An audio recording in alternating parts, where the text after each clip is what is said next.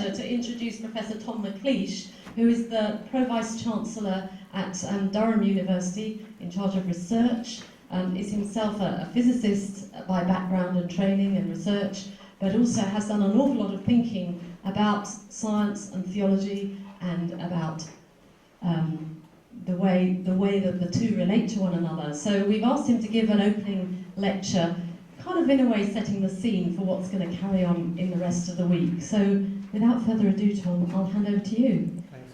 Thank you very much. Immediately dislodged the microphone. I can see it's going to be one of those weeks. It is.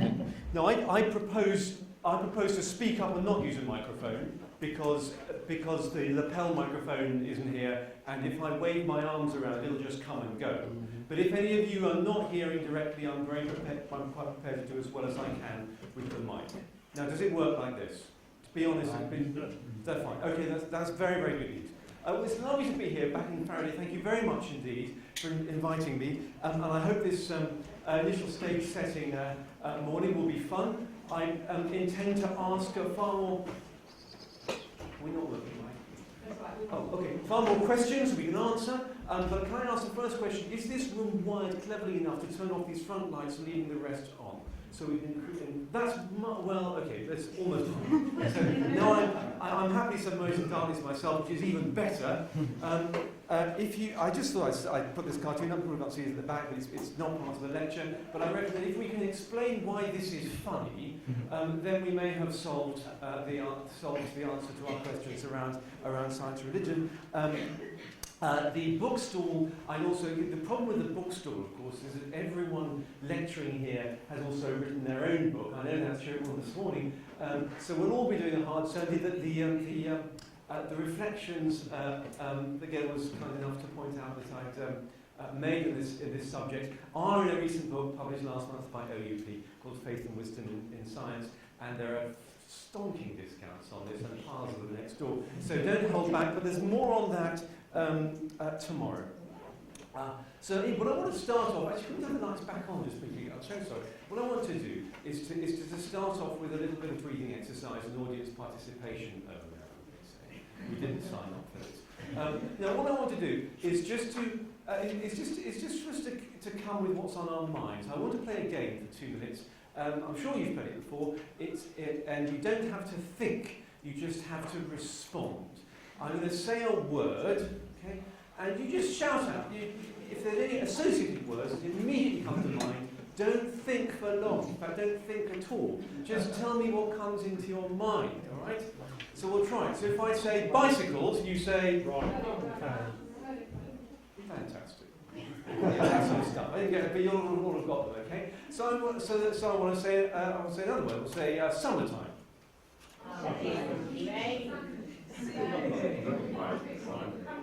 Fantastic. Right. Let's try another word. Science.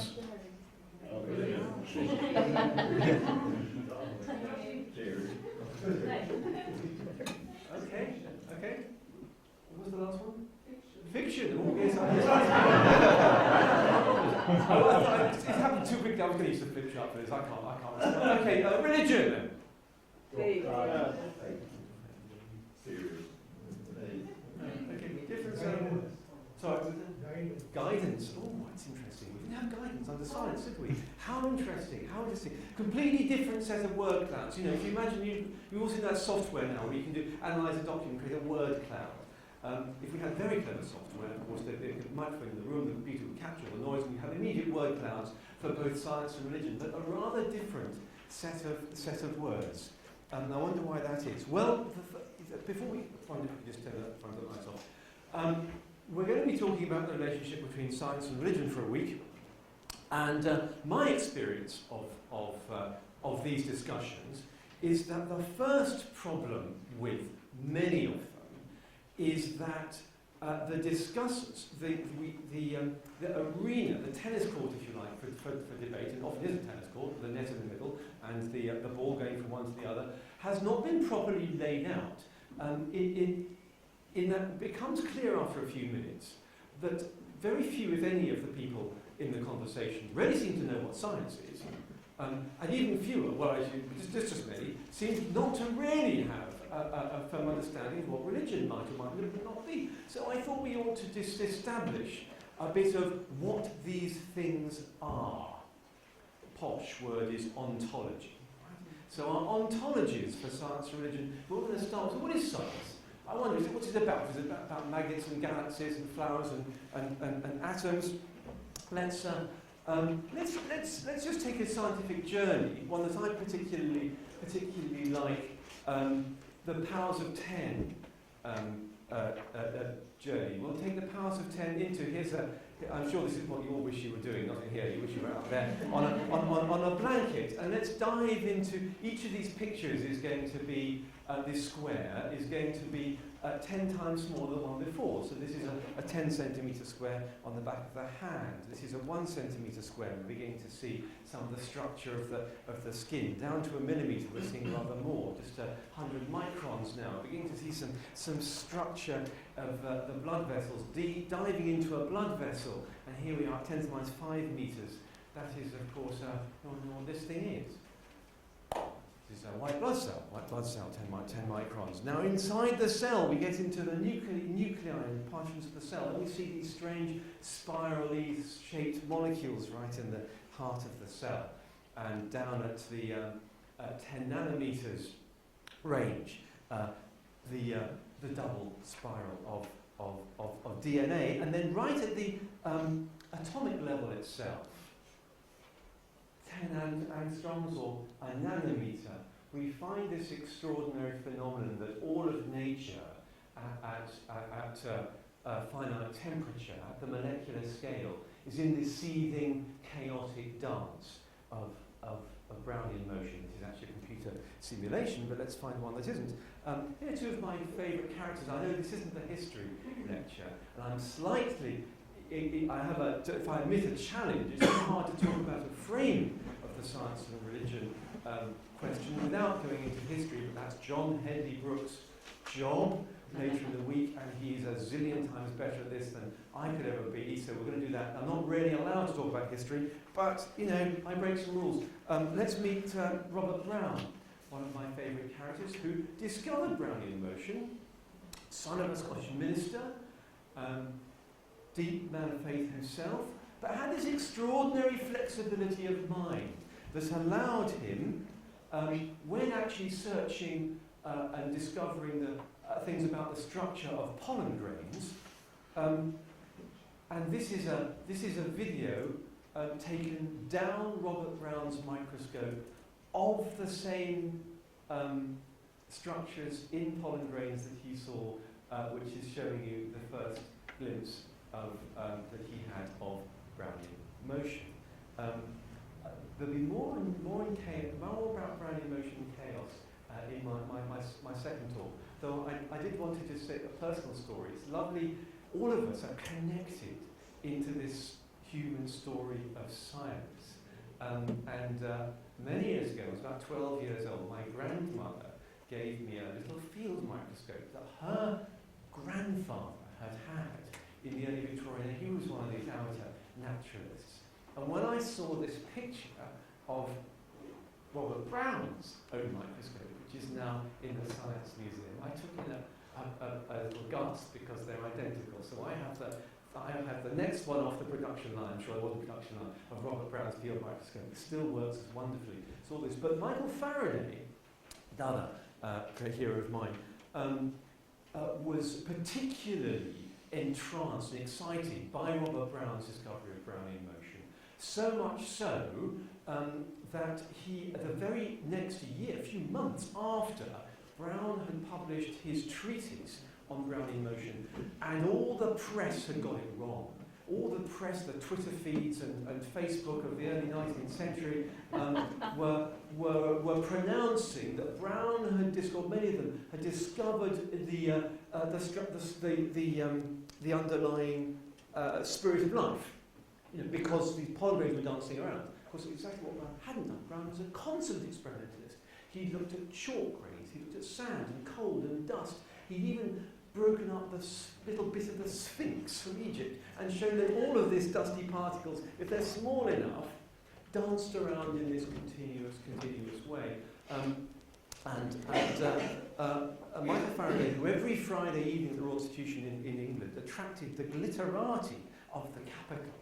Science had a much higher public profile then than it does now. If you wanted to be somebody in the media and seem to be cool, you would turn up to Michael Faraday's science lecture in your delicious ball gown or your frock coats, depending on what you tend to wear on a Friday night. But here's Faraday who puts them right in this in a wonderful way. But here's Faraday also talking about what science is for him. By enabling the mind to apply the natural power through law, science and natural philosophy conveys the gifts of God to man. Faraday situating science right at the centre of his personal theology. I wonder whether we have, or we might by the end of the week, capture something of Faraday's image of science that rather than sitting at a distance, an argumentative or oppositional distance from religious faith, can be seen entirely within it. Well, let's see. But let's carry on with our investigation around science. He's another one of my heroes, actually, although he was by no means a Christian. Nonetheless, there's a sheer enthusiasm, insight, a buoyant love for science, and a conviction of its deeply human origins. Richard Feynman, Nobel Prize winner for the quantum mechanics of the electromagnetic field, quantum electrodynamics, takes the biscuit for me. And that in a famous passage in his lectures, Feynman discusses what might be the most precious gift of knowledge from one generation pre-apocalypse to the next post-apocalypse. There were just a few survivors. Suppose something went terribly wrong. What would be the greatest gift of knowledge and understanding would enable human civilization to start to rise again? And he proposes that it is the distillation of 2 millennia of scientific investigation of the world into the atomic hypothesis. All things are made of atoms, little particles that move around in perpetual motion, attracting each other when they are a little distance apart, but repelling upon being squeezed into one another. Note the very subtle content of that condensation. He goes beyond the Epicurean simple definition of indivisible atomic particles into endowing them with this double property of attraction and repulsion, from which an understanding of gases, liquids and solids, the entire material properties of the world around us, emerge. So this is about science and religion, and we're going to need to do some science. Because it's so easy, and Barbara and I were just discussing last night again this morning with David, how as you go on in academic life, one tends to get involved with administration rather more, inevitably, and it is so easy to forget what doing science is really like, which is why all of us make sure we try and keep our science alive. So I want to tell you, share with you a little bit of thinking over the next 5-10 minutes around ways in which the atomic hypothesis that Feynman has just elucidated for us, how powerful it is, just how powerful it is in accomplishing a scientific task. I want to tell you a story about this peptide. Interesting. When I was a professor at Leeds University and a biologist came up to me and asked me about peptides, I did a terrible thing. You see, I didn't do biology when I was at school. I just did the physical sciences. And partly because I always thought of biology as rather difficult. I find the physicists were like the Winnie the Poohs of the scientific world, where bears have little brain. We like simple things. Biology is very complicated.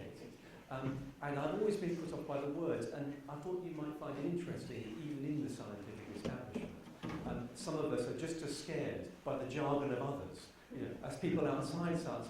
So I did this terrible thing that actually Feynman says you must never do. He reminds us that you must never ever pretend that you're not understanding. You should always say, please stop, and explain this to me. By the way, I think that's a rule for the week, isn't it? If any of us up here ever start using words or spouting jargon whether it's theological stuff like ontology or scientific stuff like deoxyribose nucleic acid, then stop. Stop. Red light, right? Red flag. And to say, please explain. That's good. It's a law. It's a rule. Okay. Right. So if anyone, and I will. Okay. All of us will ask stupid questions because within science it works the same way. But I forgot the rule. And this chemist asked me, said, we've got an issue with making a solution to peptides, and we can't do it. And I didn't know what that was. It was always one of those biological things I never understood. And because after a few minutes, it's too late to own up because it's too embarrassing. Because you realise that they've been explaining things to you for half an hour and it's all meant nothing to you, and they'll have to start again, and it's too late. So Feynman tells a story about, a very funny story, of course, because he's just a lucky fellow, he gets away with it, but I didn't get away with it. And what they've done is they've added just 2% of this stuff. It's a little piece of protein to an entirely liquid solvent, and it had done that. This picture is the right way up. This is a test tube the right way up. It's completely solidified at room temperature. The solvent. I think it says water. I'm not sure it was water for this one, but anyway, I suppose it doesn't matter. It says low molecular weight solvent. It's completely runny. And there's almost, it's a tiny bit of fairy dust, as it were, went in, and it gelled. Now, the reason he came to me is because I was known at that point as Professor Slime, Leeds, because my physics was the physics of slimy jelly stuff of all kinds, and plastics and melted hot polymers and all that. So I was supposed to know about this. But 6 weeks later, I crawled back into his office and said, "Never, I'm terribly sorry. Do you think we could begin again? And could you explain to me what a peptide was?" And he said, "Yes, sure. In physics language, it's a tiny little molecule, but it's a little rod-like thing." There we are. And here you can see the atoms. Now, he did come to speak to the right person. How do you change a liquid or insubstantial fluid material into something with rigidity by changing only 1% of its volume? Never thought about that scientific question. I'm sure you have if you've cooked a table jelly. Right? Jelly, they're kind of miraculous things, isn't it? You get these tiny little jelly cubes, and you boil up water, it's much more water. You boil up a big bowl of water, and you chuck these cubes in, and you know that it's only a few percent of the volume of the water. And you know that by the time you put this thing in the fridge and it's gone, okay, it wobbles about a bit, but you know it's basically all water. It's not frozen, it's just wobbly water. Now, isn't it? So how do you make liquid water turn into wobbly water? What about that? What's going on under the surface? No. What do you think about it? Think about this building. Fortunately, we're in a rigid structure, aren't we? But 99.9% of the volume is what? Air. Air. Yeah, that's better. It's fluid. It's fluid. We're in fluid. Okay, so how have we made this rigid building out of 99.9% fluid stuff? We've I know it's a commonplace, this, but it's a deeply subtle commonplace. We've put all the solid stuff into continuous structures of lower dimensionality than the space. That sounds very jargony, doesn't it? But walls are two-dimensional, aren't they? We're in a three-dimensional space. Actually, the walls are neither here nor there. Well, in this building it probably is the walls. In a skyscraper, the walls are just flimsy. It's just the post, it's the framework. You've all seen them building this. So it's just one-dimensional structures. But the steel girders, right? And the steel girders create the entire solid physicality of the structure. And it's a wonderfully efficient way of doing it. You don't have to fill space with solid. You just have to connect space. Okay? It's a rather deep, interesting insight. So we know that these little tiny molecules, they're not big enough for girders, they're very tiny. But somehow they must have formed connected structures that cross the space. Now we call those in the molecular world polymers, many units, and the process must be some sort of self-assembly. So we know there's been some self-assembly here.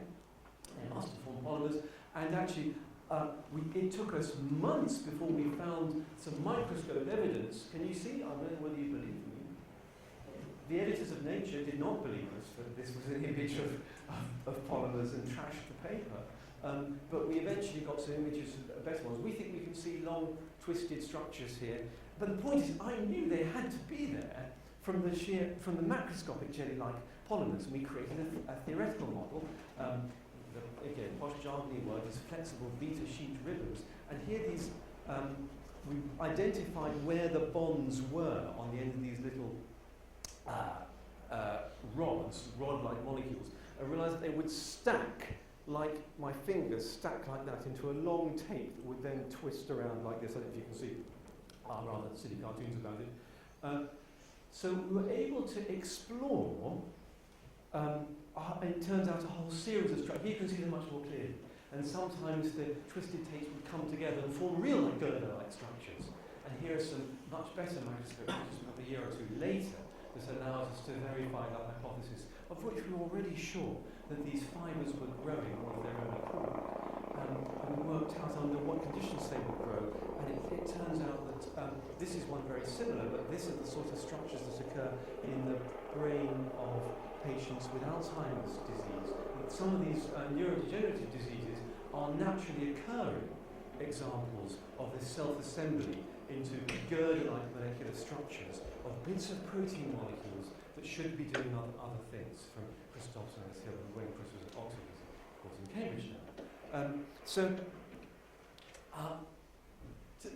There's a little thumbnail of how, even today, this extraordinary atomic hypothesis, advanced in the ancient world, identified as Feynman as the most precious intellectual gift one civilization could ever give to another, unpacks a piece of science beneath the surface. For me, the icon, if you like, of science is going beneath the surface of the world.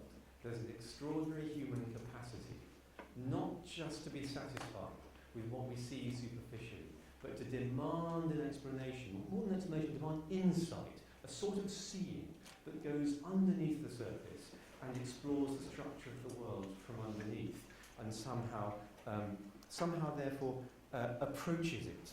Okay. So, but not everyone agrees that science is like that. The UK government first decided to publish why we fund science in 1993. There's a white paper, and it was not encapsulated in a government document why we do this. Improving our quality of life and competitiveness of the UK. All you Americans, quiver in your boots. Now, I'm sure you have precisely the same, right? Because it's all about, the NSF has the same, in fact, every country now has the same, rather instrumentalist, we would call, government drive for science. Not everyone views science in this way. Here's the artist, George Barak. I'm going to put up a number of quotes today, and I thought we'd just begin to think about these different views of science. What's he say? Art is made to disturb. He's opposing science and art rather than science and religion. Science reassures. La science réassure. There's only one valuable thing in art, the thing you cannot explain. I thought I'd put that there because it seems to be in such interesting contradistinction to Feynman's valuing of explanation. Here's someone who values the question, values the unexplained quality of the world. I wonder if we agree. I thought I'd better, we'd better hear from Richard Dawkins, haven't we? At some point. It's going to happen, isn't it? So it might not happen now. But I like one is, well, of course, in science there are things that are open to doubt. Of course there are. He agrees with right. And things need to be discussed. But among the things that science does know, evolution is about as certain as anything we know. Actually, I'd quite like to put up something Richard Dawkins with which I thoroughly agree. So I thought we'd start with that, right? But there are other narratives, other stories being told about science and scientists, to which I think we need to start the week by being very sensitive. Here's Angela Tilby. She's a theology graduate from this university, became a producer with the BBC, and she wrote an interesting book in the mid-90s, early 90s, about science and culture. She says this, like priests in a former age, scientists seem to guard the key to knowledge, to have access to transcendent truths which the rest of us could never hope to understand. Many people feel that what they do is cut off from everyday life, it is irrelevant and rather frightening, a form of magic. Whether it's a form of magic in 2014, I don't know, but it's certainly still something pretty nerdy if the Big Bang Theory series is anything to be believed. And because this is a painful thing. This is a painful thing written from someone outside science. And I wonder if it's true for other scientists. It is for me. The truth content of this is put in quite an extreme way, but I know what Angela Tilby means. This has been one of the most painful ingredients to my life as a scientist. To know, both in the media and in the public, that we are seen as a cult of rather nerdy experts, even in a post-Brian Cox world, even where Brian is one of the recently risen science media stars in the UK, for those who come from other places in the world. There's lots of science communication going on, but it's still a communication that distances a public from this rather transcendent world of science. And perhaps I'll just say that my main motivation for writing Faith and Wisdom in Science, I said I would do this, I know it's not very good, but the main reason for writing the book is to try to move forward, or to try and get us further into a universal human appreciation and understanding of God's gift of science. I think Angela's moved on since then. But let's have some more. So I'm trespassing on history again, but I'm sure John will tell us something about Galileo. In questions of science, the authority of 1,000 is not worth the humble reasoning of a single individual. And that's actually one of the things that I love about, I'm proud of, about the scientific community, when it's healthy, is that in a science conference that goes right, the newest research student can put their hand up and ask a question which points out the fatal flaw in the argument of an FRS, fancy, bemedaled professor. And everything that professor has said will come down like a house of cards to the audience. And it's wonderful, we all know that. I think we had, I want to celebrate something about the scientific community. George Bernard Shaw doesn't. Science is always wrong. It never solves a problem without creating 10 more. Well, yes, George, yes. But that's not about being wrong. That's wonderful. That's about the open-ended cascade of questions. I don't know. Sorry, right at the I shouldn't really put this. I didn't realise the screen would be so low. This is Einstein. We're going to hear this again. Einstein's religion famously said. Einstein was, of course, the master of the Twitter soundbite. Einstein would have loved Twitter, and would he not? But this is less than 140 characters, right? Religion without science is blind. Science without religion is lame. Now, on Mondays, Wednesdays, and Fridays, I think I understand that. And on the other days, I don't. So perhaps by the end of the week, someone could explain to me what he meant by this.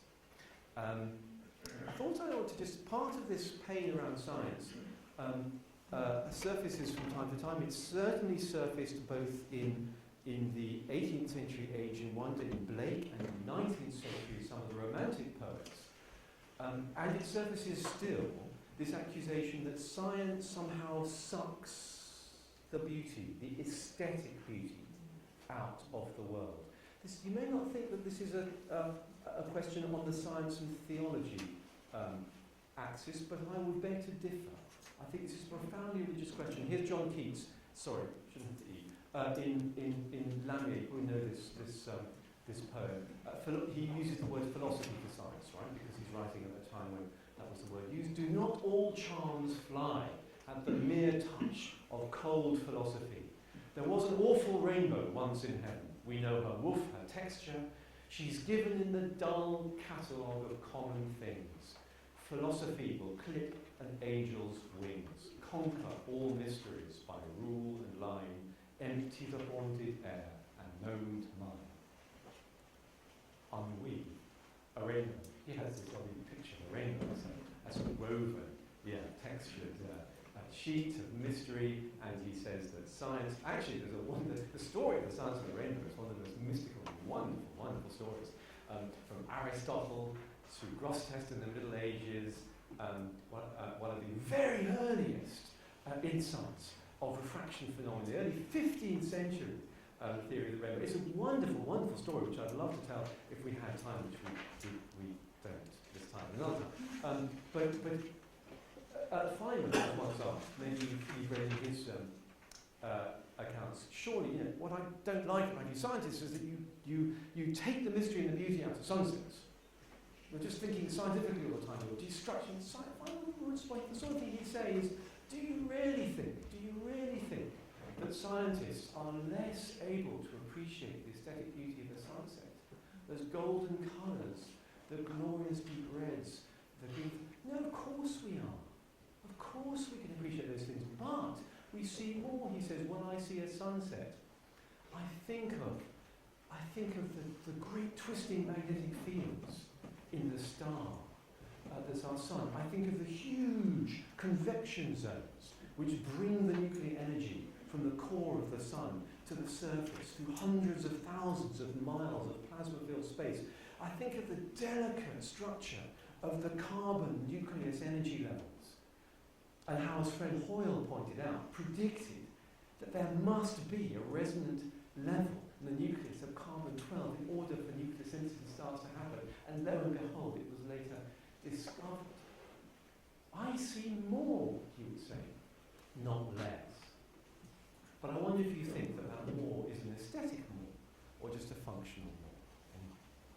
So, what is science? This is our answer. What really is it? Is it a unique path to knowledge? Oh, another posh word you're going to come across during the week. I'm sure we'll be trotting out epistemology. That's just posh for knowledge. Okay.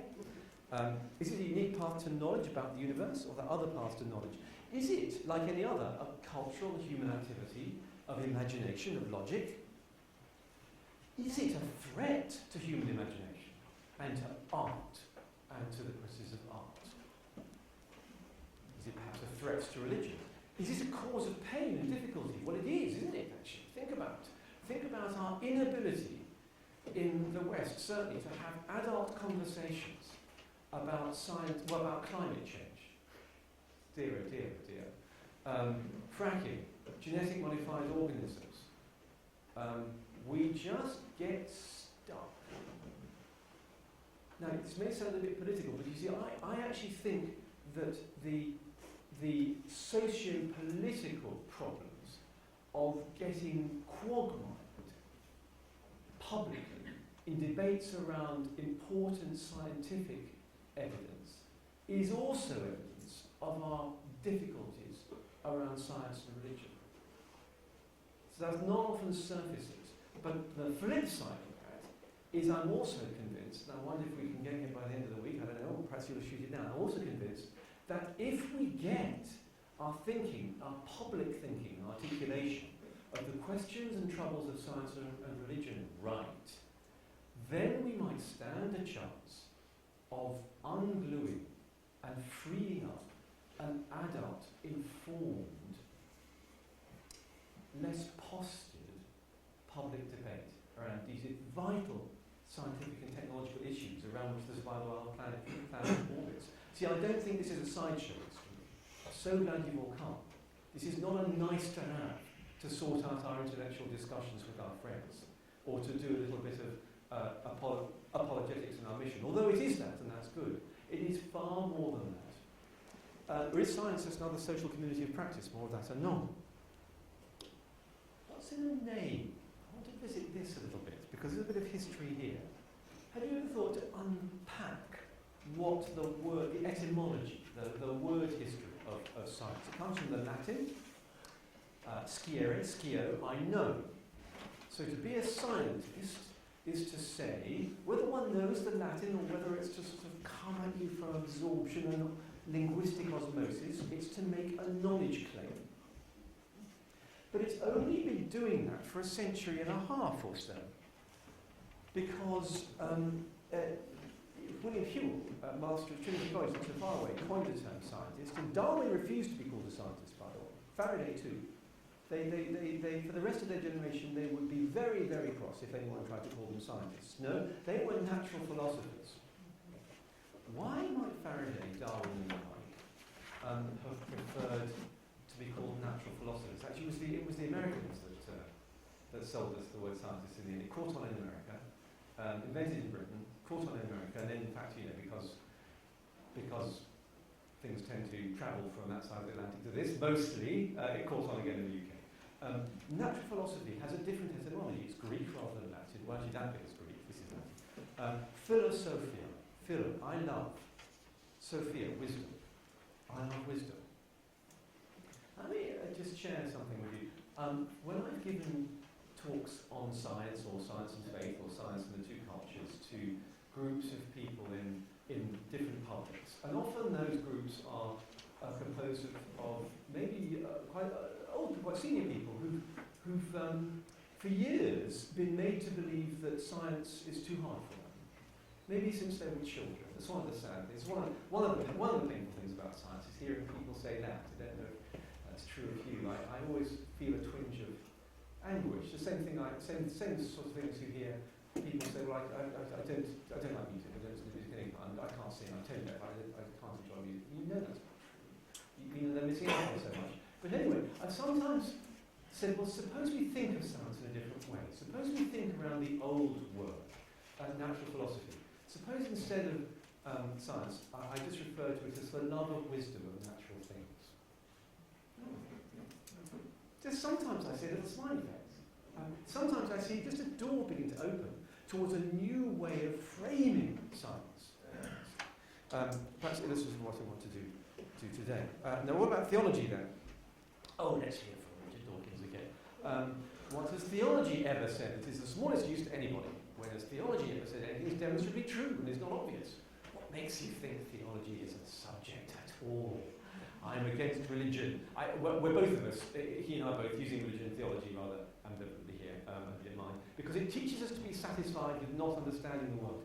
Here's this not understanding the world versus understanding the world again, that Brach advocated in the sense of art, yeah? And I was interested in that. It doesn't just come from science and religion, it comes from other words. Here's Thomas Paine, who, by the way, certainly believed in God, but he certainly didn't believe in Christianity, which he thought of as being far too authoritative. The study of theology is the study of nothing. I knew we had English and American here, so I thought I had to have an American voice. Is founded on nothing, it rests on no principles, it proceeds by no authority, has no data, can demonstrate nothing, it admits of no conclusion. Thought we ought to be reminded of what one of the founding fathers of the United States said about theology. The thinker's view. Here's Henry Ward Beecher. Theology is a science of mind applied to God. I'm not sure I agree, but it's a very different view, isn't it? Oh, let's have Einstein again.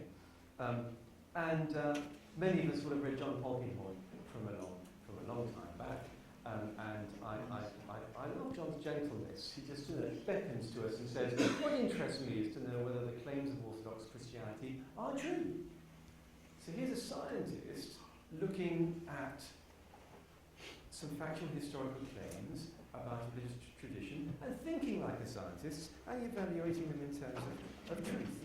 I should remind you that we live in an interesting moment in time. Over the last 10 years or so, we've had a resurgence of lay public, rather vociferous, antagonistic criticism of religion from the so-called new atheists. If anyone's heard that before, some of you will have done.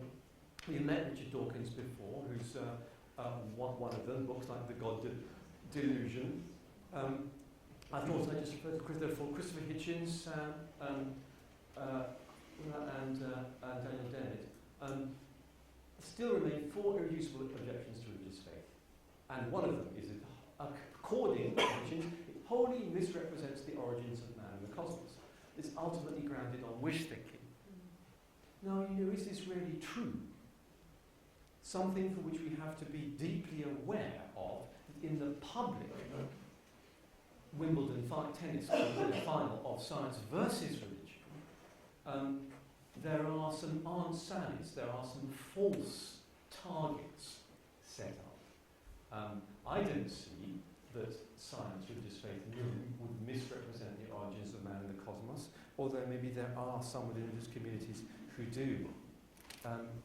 Daniel Dennett, who I find actually the most accommodating of the new atheists, wrote in his major book of the last decade, do more research. My task was to demonstrate there was enough reason to question the tradition of faith so that you could not in good conscience turn your back on the available, discoverable, relevant facts. It's a rather dense quote there. But what Dennett is saying is that religion and religious faith is a candidate, just like any other phenomenon, for scientific inquiry. And that science needs to investigate it in all its manifestations and levels, neurologically, psychologically, socially, anthropologically, and what we need is a scientific evaluation and understanding of what this phenomenon called religious faith is. In other words, he's making religion an object of scientific requirement. We need, he says, a science of religion, or a science of theology. Now, you might for one moment rather recoil from that proposition. But I remember when the penny dropped for me, that I realised that he was really onto something. He's onto something because of the need to be self-consistent about framing the relationship between two epistemologies. To be consistent to those epistemologies. So you see, science, to be science, rarely knows no boundaries. It brooks no boundaries. Science, and you hear a lot of talk. Perhaps you want to argue with this with me, and maybe you do. Perhaps we should. You hear a lot of talk about science questions and non-science questions. Jury's out for me on that one. Science is an amazingly powerful human aptitude, and it's pretty much universal. And I don't see that anyone needs to be worried about having a science of theology or of religion. And here a little bit of tension in the room. But by the same token, you see, I could put it this way. See, for years in my thinking around this, I thought that the problem with the science and religion debate, or the science and theology debate, was the science. And then I realized that science is actually very, very powerful in its best form, deeply, deeply human. And then I thought, well, maybe it's the theology. But then, of course, I realized that theology is also very deep and all-encompassing. And then I realized that the real problem was the and. And that the use of conjunctions at the beginning of framing of debates can really send us in wrong directions. That as soon as it's the title of our course, it's science and religion, we put the and in. But be careful with little weasel words that predispose us to a particular type of thinking. Because as soon as we've talked about left and right, black and white, north and south, art and science, you see what the job the and does. The and does the job of setting up the duality in our minds. Before we've even asked the first question, it sneaks a framing into the title. Even when we think we have tabula rasa before us, we don't. We've put a net in the middle of the court, and we've had two domains. And the reason I like Daniel Dennett's of is because it seemed to me consistent with the science. But then I realised that it has to be consistent the other way around as well. And that if we're going to have a science of theology, we better darn well make sure we have a theology of science as well. Because that's consistent with theology. You see, within God's kingdom, there are no boundaries. Theology is the study of everything in the light of God, including itself and including science. So, but more of that tomorrow. Just a little bit of systematics to finish. We're going to some question time. Let's just dig one little bit deeper one level deeper into this idea or framing of science and theology as distinct epistemologies. What are our ways of acquiring knowledge? So in the philosophical literature, they're usually either 4 or 5, depending on whether you admit to revelation, sense, reason. These are the two debated by Descartes, the English empiricists, and nominally resolved by Kant. This is the top two in the story of philosophical empiricism. But sociologically, there's the route, and a sociologist of science will say, no, it's not all about sense and reason. There's testimony, there's memory, and there's perhaps revelation as well. See, Francis Bacon, as I'm sure well aware, talked about, was the first of many to talk about there being 2 books of God, God's Word and God's works. And maybe Bacon would say that these are the tools of knowledge with which we read God's Word, and these are the tools with which we read God's works. But I wonder if that's just true. I wonder if that's really true. Think about in detail any scientific or theological investigation and ask yourself whether it so neatly draws on one set or the other exclusively. Does, for example, that story of peptides I told you draw only on sense and reason? Well, no, it doesn't. I never did any of those experiments. Neville Bowden and Amelia Gelly did. I draw on their testimony entirely. No? I certainly required memory. And we can have a discussion in the bar tonight about whether that aha moment, I know what's going on, was a revelation or a realization. What about the theological question? Suppose we're working out what theologically the Christian kerygma, the gospel, is. Yes, we take the testimony of the apostles. Yes, we have a memory of both the community and the individuals. Yes, I'm sure we ascribe to a revelatory aspect. But look at the councils of Nicaea and others, and ask not whether what we are manifesting there is a public engagement with sense and reason. Of course it is. So, and if you, those of you can tip your heads on them without getting a crick in the neck, we'll see that there's different debates of science around science and religion will also ascribe different levels of authority to these different levels of knowledge. Revelation might, for example, be set rather low in the hierarchy, or it might even drop off completely. Sense might be elevated on the continent, in the Anglo-Saxon world. Reason might be elevated in the continent. I've mentioned this before. To look at science and religion as just being different empirical routes to knowledge. Maybe we should think of them as communities of practice, two interleaved stories of groups of people. I talked about the values that I like in scientific communities. But they have membership, they have goals, they have objects of discourse, they have a practice, they have their own records and texts. Now all that is true of both the theological religious community and the scientific community. I think we might want to take some, squeeze some value over the week of exploring commonalities of methodology and community. There are certainly, and there certainly has grown over again the last 20 years, very strong sociological critiques of both the scientific enterprise and the theological, particularly in a world that increasingly privatizes, in a postmodern world, and optionalizes our belief. What's true for you might not be true for me, but that's just fine. We're talking about relativism.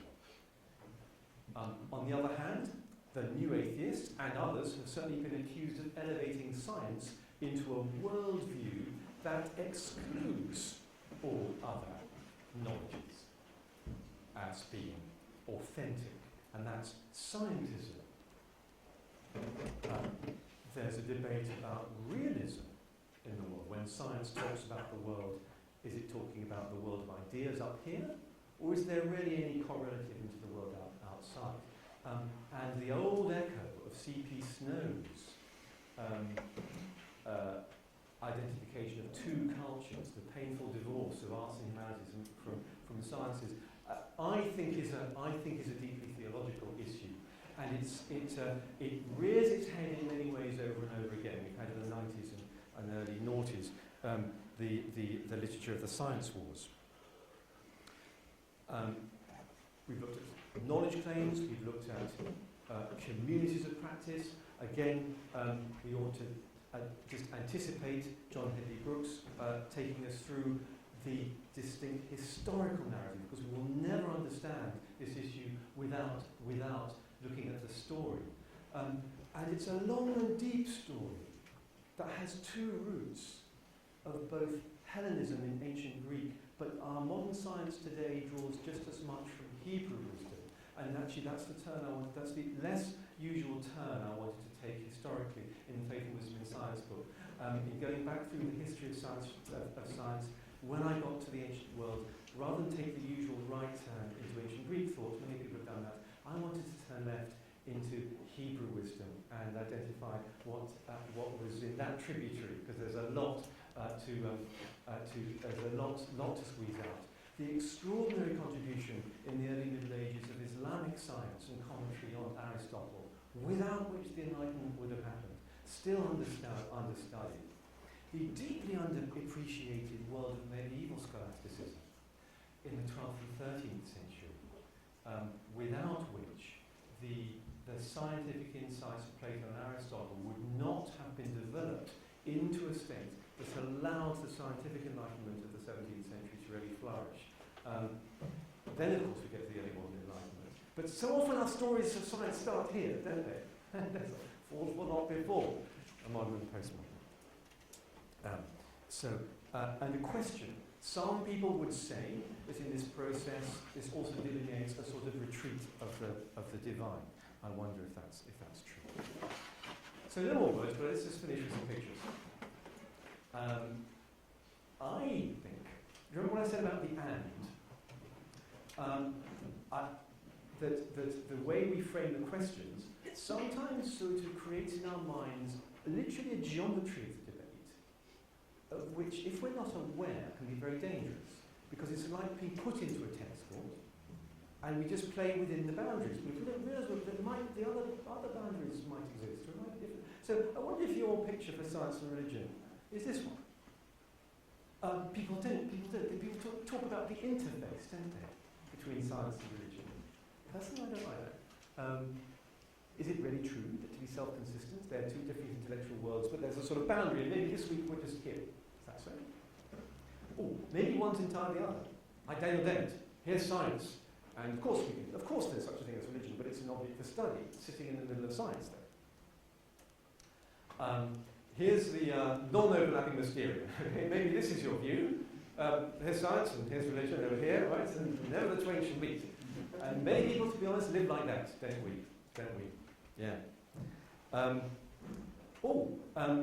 This actually occurred on the front cover of Jonathan Sacks's recent book a couple of years ago on science and religion, the former chief rabbi of the United Kingdom.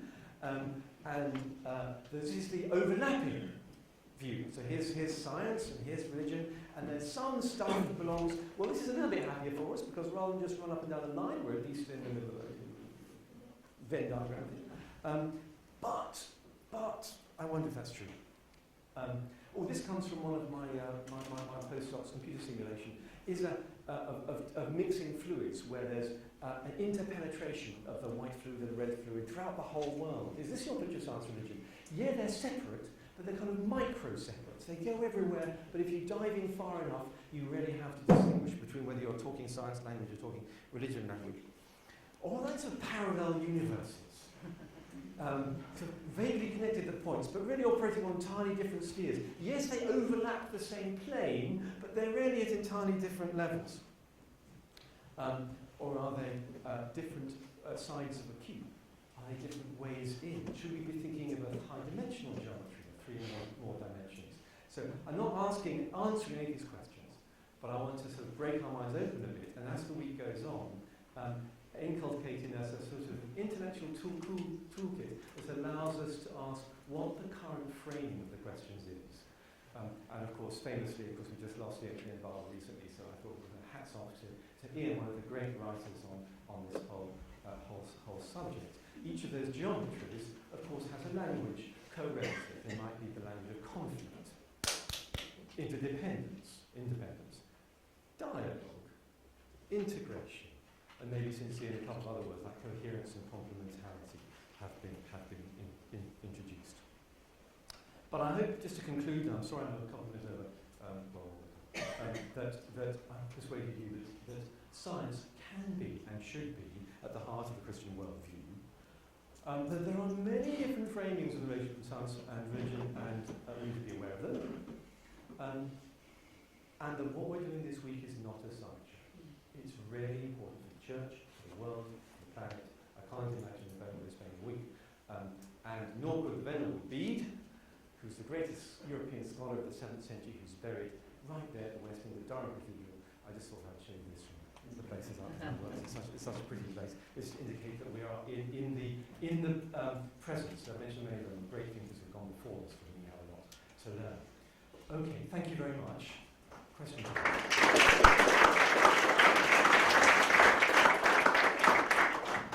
Thank you very much, Tom. What a way to set us off on this course. We're going to take 10 minutes of questions now. Can I encourage you to ask short questions, to refrain from a mass of your own comment? You'll have lots of time to do that later on. And Lizzie's got the roving microphone, so just put your hand up when you want to question. One right next to you, Lizzie.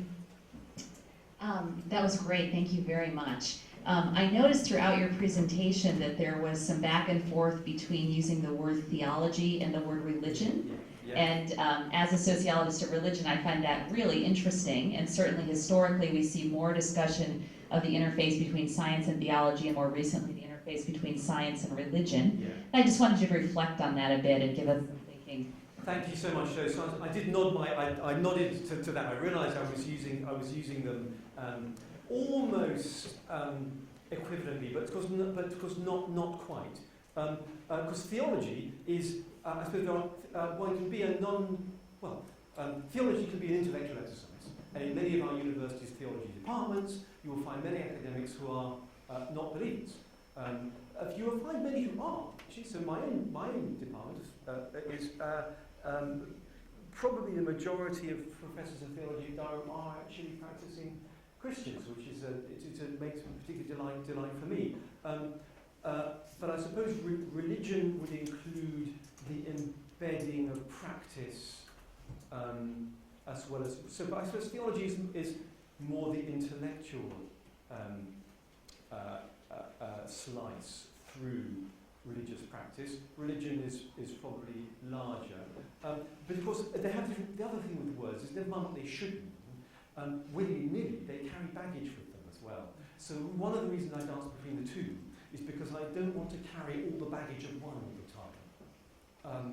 So religion carries for us a lot of baggage of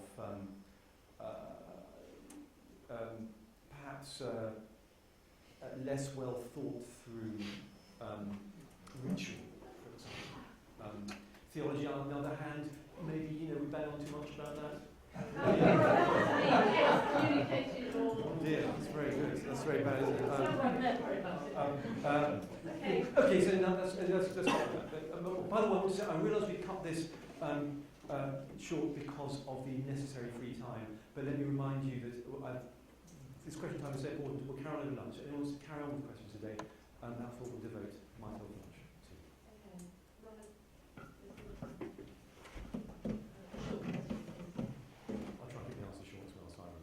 Thank you. Would we go back to that slide of circles?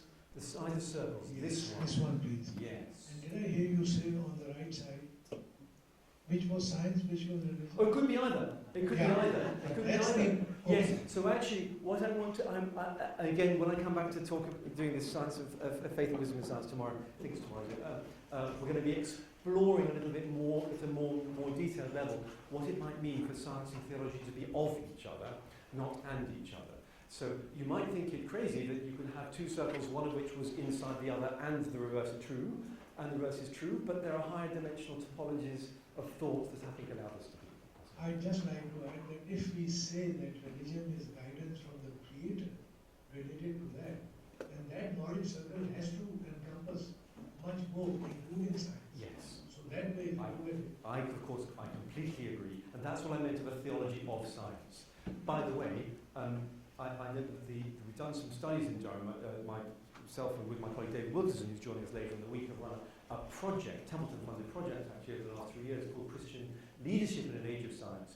And we've now got evidence, something that we all knew existed, which is the church is by and large, even with the wonderful work that centres like this have done, this is the raison d'etre of Faraday, the church in many places is still hugely lacks confidence in science. When of course it should be really embracing science. And just the way you mentioned. Lovely, thank you. Another question? Oh, okay. Well, in that case, we'll say thank you again to Tom, and we'll hear more.